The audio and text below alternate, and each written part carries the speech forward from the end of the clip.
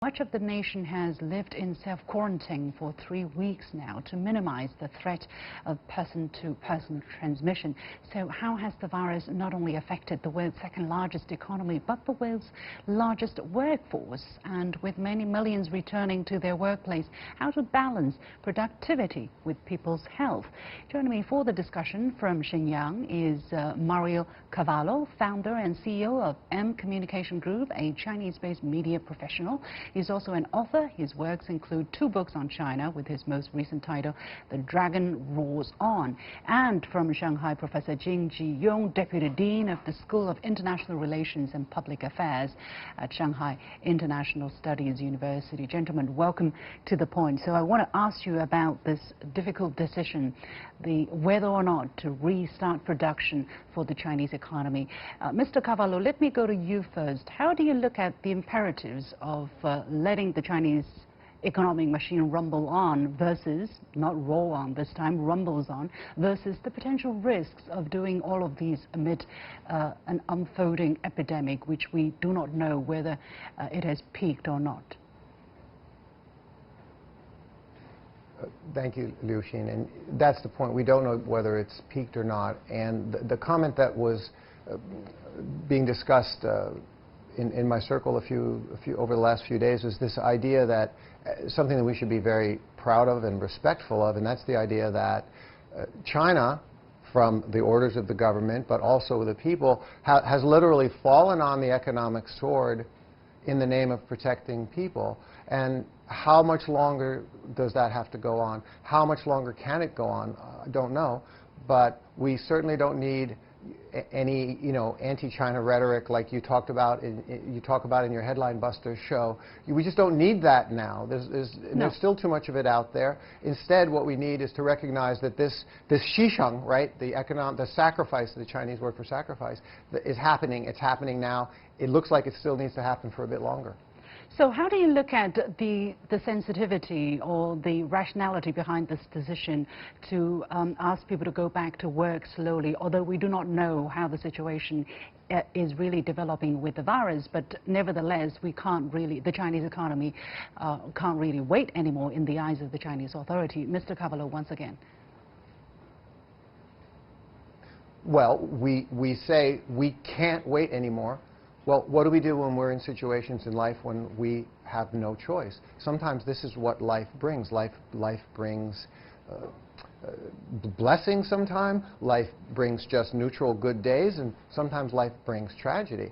There isn't any problem, and again, I hear too much of this, the negative type. Again, you've talked about it. We all hear the anti-China sentiments. We don't want to hear it. We don't need to hear it now. The focus now is on the idea that there's some tragedy here. That's what people dying from a particularly nasty flu-type virus is, and that's what this is. And so there is sacrifice. So we are individual people, but we have to go up to the macro view and say, we're a country. A country is a society of communities. Communities are made up of people. People are families.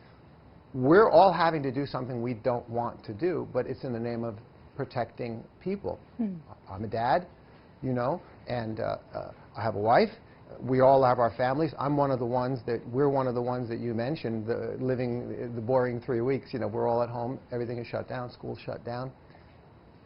We have to do it. Yeah. This is what we're all doing together. And in this sense, it's a united front. It's kind of amazing. Absolutely. Professor Jing, from an economic point of view, how do you look at the importance of China not letting its economic activity grind to a halt, at least? Because at this moment, the consumptions are down, restorations are down, tourism, you name it, transportation for an economy that is so important, not just for its own people, but also for the rest of the world. This is simply inconceivable. So amid a very capricious situation, China has decided that people need to go back to work, although in a prudent and phased manner. Professor Jing. Thank you, Mr. Liu Xin, for your question. I think the Chinese government has already adopted different measures to stop the halt of economic development. And Chinese government attaches great importance to survival of enterprises while making all out effort to curb the spread of coronavirus. Both Chinese government, central government, and local government have taken multi-pronged measures and policies to ease their money problem. For example, on the national level, for example, Chinese Ministry of Finance has announced a provision of financial support. The People's Bank of China also announced that it will just provide support for enterprises affected by the coronavirus and has extended the tax filing deadline for February. Chinese Ministry of Commerce also released a flexible policy to provide fund payment for wholesale and retail enterprises hit hard by the coronavirus outbreak. Actually, on the local level, individual provinces and cities also has adopted or released various and preferential policies to help just the small and medium-sized enterprises. Let's take Shanghai, for example.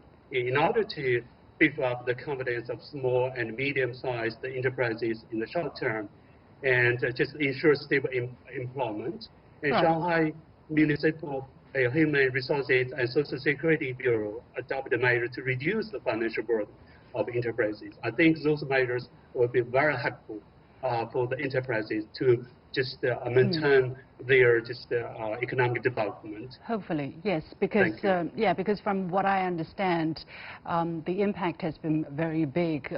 Restaurants, nobody is going to restaurants anymore, and when everybody is stop doing that in the country, that's a really big issue. But at this moment, the government is definitely not advising people to go and eat out and congregate, because that's still quite dangerous. But I do want to ask you this question, because China has actually set very ambitious goals for the year 2020. Among them, for instance, China wants to completely eradicate absolute poverty, and China also said it wanted to build itself into a moderate, prosperous society by the end of 2020. This is one of the 2 centennial goals of China.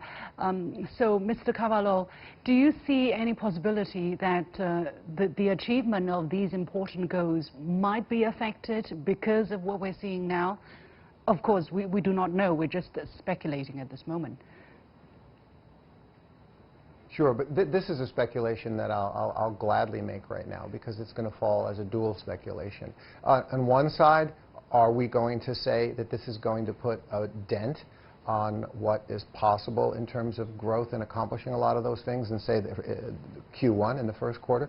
Yes, sure. We would kind of be unreasonable to say it's not going to put a dent in our plans. It is making an enormous dent, and it's going to hurt. On the other hand, there's something else happening. There's a swell of spirit as well, and that, I have a funny feeling, is going to go a long way to show the world that something magical is going to happen.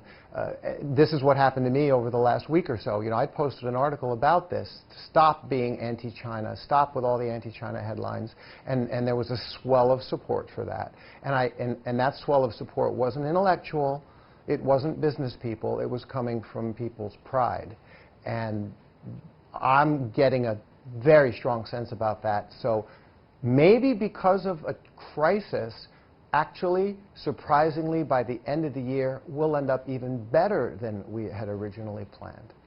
A lot of people are actually feeling very strong about the country, about the nation, about the potential of this people, because of the huge, pull people together. The wave of solidarity and brotherhood that has been illustrated through this epidemic. Professor Qing, how do you look at the near-term and medium-term impact, repercussions of this epidemic on the Chinese economy? Yeah, of course, I think the coronavirus epidemic is posed an unprecedented challenge for China's economic development. But, the Chinese government had just recovered from SARS in 2003 and has also cooperated with other countries to fight Ebola. And I think very optimistic about China's potential to fight the coronavirus and to recover from this kind of epidemic. And of course, in the near term, I think there will be a lot of difficulties. For example, many small and medium-sized enterprises were closed, and they couldn't.